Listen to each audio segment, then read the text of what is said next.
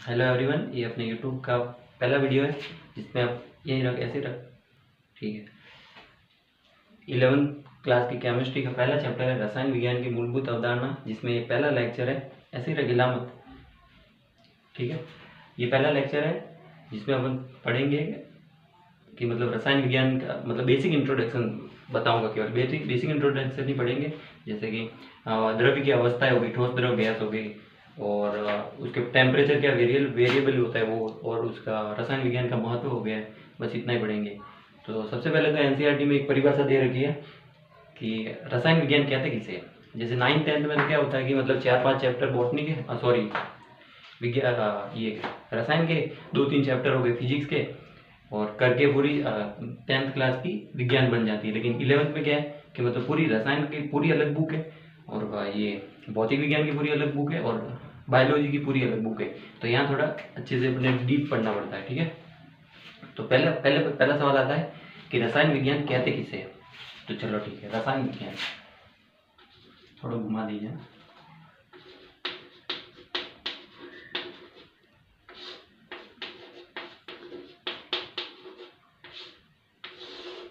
रसायन विज्ञान मतलब विज्ञान की वह शाखा जिसमें पदार्थों का संगठन, उसका संश्लेषण किससे हुआ है, उनमें कौन कौन सी अभिक्रियाएं, उनका उनका उनमें कौन कौन सी अभिक्रिया होती है, उनका जिन पदार्थों का जिसमें अध्ययन किया जाता है ना, उसे रसायन विज्ञान कहते हैं। यानी कि विज्ञान की वह शाखा जिसमें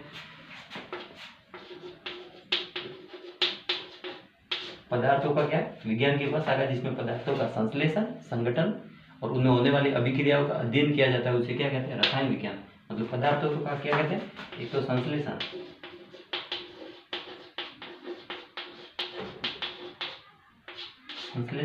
दूसरा है संगठन, तीसरा है गुणधर्म,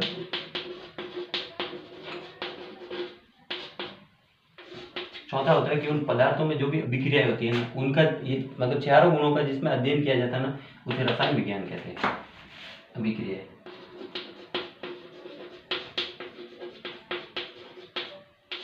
वापस से बता रहा हूँ, रसायन विज्ञान किसे कहते हैं, मतलब कि पदार्थों का संश्लेषण, संगठन और गुणधर्म और उनमें होने वाली अभिक्रियाओं का जिस विज्ञान में अध्ययन किया जाता है उसे रसायन विज्ञान कहते हैं। ठीक है। अब दूसरा सवाल आता है कि पदार्थ किसे कहते हैं।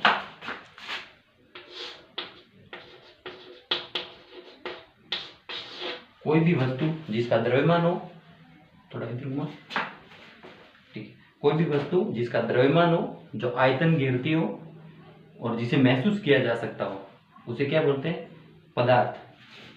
प्रकृति की कोई भी वस्तु जिसका जो मतलब आयतन गिरती हो, जिसका द्रव्यमान हो और जिसको महसूस कर सकते हैं ना, उसको क्या बोलते हैं, पदार्थ होता है। जैसे हवा को महसूस कर सकते हैं तो हवा क्या है, पदार्थ है। पदार्थ या कह सकते हैं इसको द्रव्य।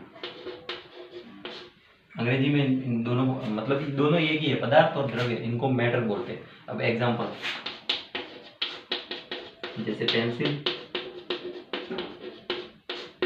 किताब, हवा, ये सब क्या है, पदार्थ है। पदार्थ या द्रव्य बोल सकते हैं। ठीक है। अब अपन पदार्थों का भौतिक वर्गीकरण देखेंगे।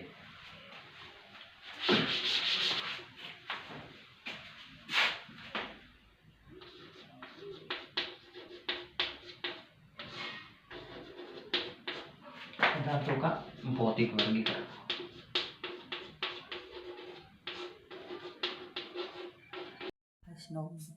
पदार्थों की भौतिक अवस्थाएं। पदार्थों की 3 भौतिक अवस्था होती है, ठोस, द्रव और गैस, और एक चौथी होती है प्लाज्मा, जो आउट ऑफ एनसीईआरटी है, एनसीईआरटी से बाहर है। अपन को वो नहीं पढ़नी है, प्लाज्मा नहीं पढ़नी है। 3 अवस्थाएं पढ़नी है, पदार्थों की 3 अवस्थाएं, भौतिक अवस्थाएं। जैसे पहली है ठोस, दूसरी है द्रव, तीसरी है गैस, और चौथी अवस्था होती है प्लाज्मा करके।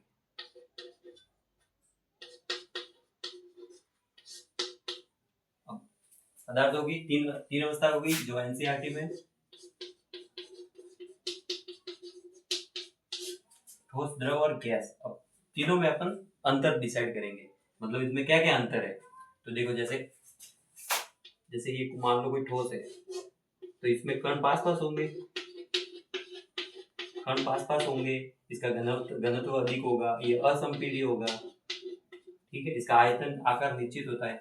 दूसरा है मान लो द्रव, तो इसमें क्या है, द्रव में कण दूर दूर होंगे और कण गतिशील होंगे।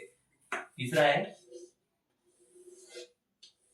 गैस, गैस में कण बहुत अधिक दूर दूर होते हैं, इसका घनत्व भी कम होता है, इसमें कण भी अत्यधिक विसरण करते हैं, मतलब जो जितना आयतन होता है उसमें पूरे में विसरण करते हैं। और द्रव में क्या है, मतलब जिस पदार्थ का जितना आयतन होता है उतनी ही जाते हैं। ठीक है, अपन अपन अपन ठोस द्रव और गैस में अंतर पढ़ेंगे।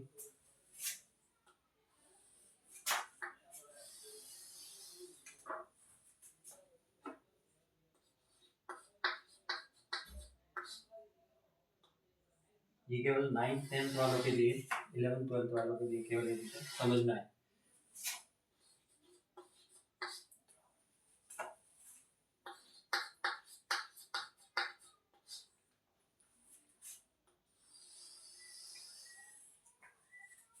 पहला अंतर होता है कि जो ठोस होता है उसका आकार आयतन निश्चित होता है। तो यहाँ लिख सकते हैं, जैसे मान लो आकार, तो वो ठोस होता है तो मतलब उसका आकार तो बदलेगा नहीं, जैसे ये चौक है तो चौक का आकार ऐसा ही रहेगा, ठीक है। तो मतलब लिख सकते हैं कि इसका आकार और आयतन ठोस का निश्चित होता है।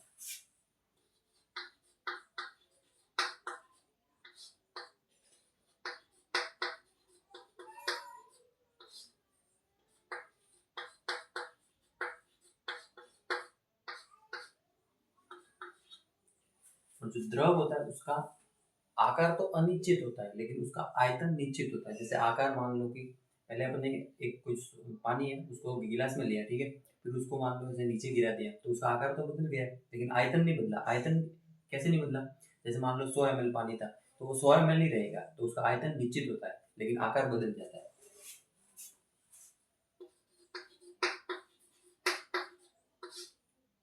आकार अनिश्चित होता है और जो आयतन होता है ना वो क्या होता है, निश्चित होता है। और जो गैस में होता है ये दोनों अनिश्चित होते हैं, उसका आकार भी बदल सकता है और उसका आयतन भी बदल सकता है। जैसे मान लो स्प्रे में कोई मतलब 100 ml है स्प्रे में तो इतने में आ जाएगा, लेकिन जैसे हम वो खुला छोड़ेंगे तो वो सब में फैल जाएगा, तो उसका आकार और आयतन दोनों बदल जाता है इसका गैस का। तो लिख सकते हैं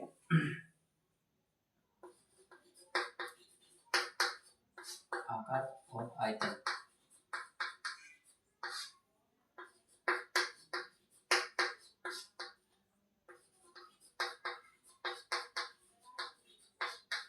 दोनों क्या होता है, अनिश्चित, ठीक है।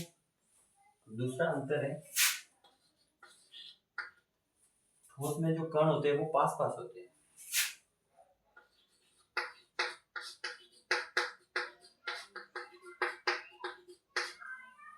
और जो द्रव में होते हैं वो ठोस की तुलना में थोड़े से दूर होते हैं।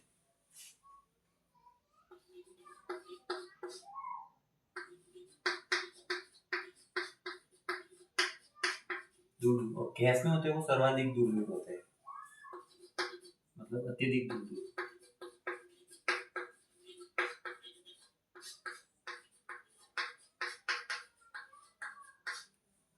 ठीक है, अब तीसरा अंतर देख सकते हैं, ठोस का जो घनत्व होता है वो अधिक होता है, फिर द्रव का थोड़ा सा कम और गैस का सबसे कम। तो लिख सकते हैं घनत्व अधिक।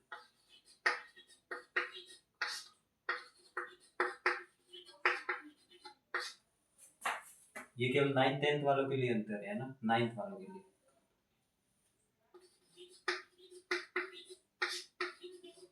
घनत्व कम और जो गैस का होता है वो घनत्व नगण्य घनत्व कह सकते हैं, नगण्य घनत्व।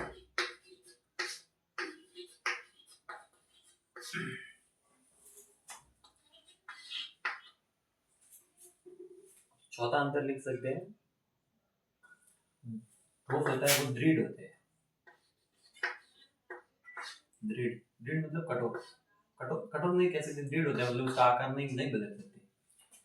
और जो द्रव होते हैं वो थोड़े से मतलब अदृढ़ होते हैं, और जो गैस होती है वो भी अदृढ़ होती है।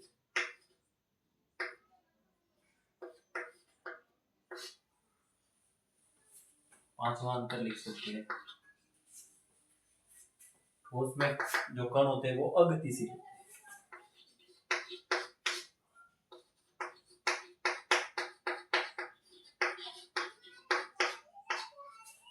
इसमें जो द्रव है उसमें मतलब जैसे जो जो मतलब वस्तु या पदार्थ मतलब जैसे वो जिसमें जो द्रव उपस्थित है ना उसकी सीमा तक वो कण गति कर सकते हैं। किसमें? द्रव में।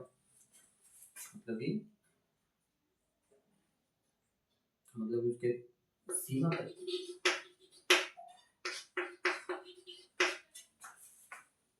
जिस लिख सकते हैं कि जिसमें जो द्रव भरा हुआ है उसकी सीमा तक कण गतिशील हो सकते हैं, मतलब लिख सकते हैं गतिशील। और गैस के कण तो मतलब पूरी गतिशील होते हैं, मतलब अत्यधिक गतिशील।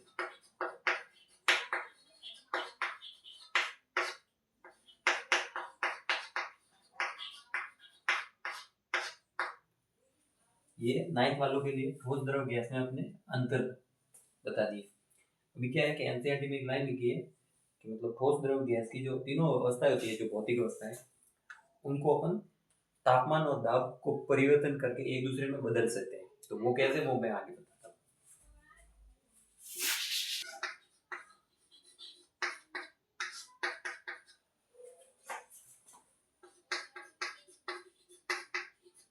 तापमान और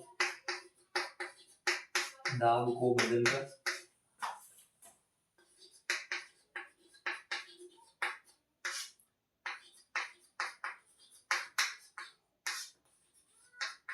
पदार्थों की अवस्थाएं परिवर्तित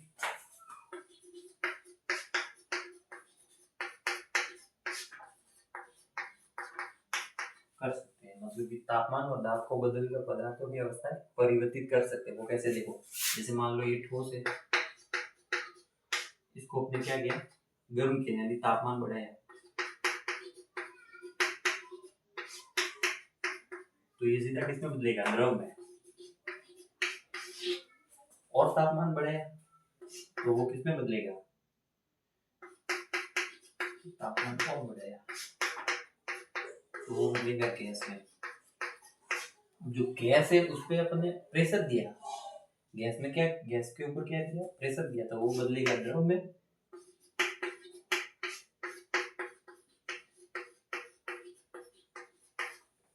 और जब द्रव पे और अधिक प्रेशर देते हैं तो वो बदलता है ठोस में। इसके आगे हम पढ़ेंगे पदार्थों की रासायनिक वर्गीकरण अगले लेक्चर में। लेक्चर 2 में पढ़ेंगे पदार्थों के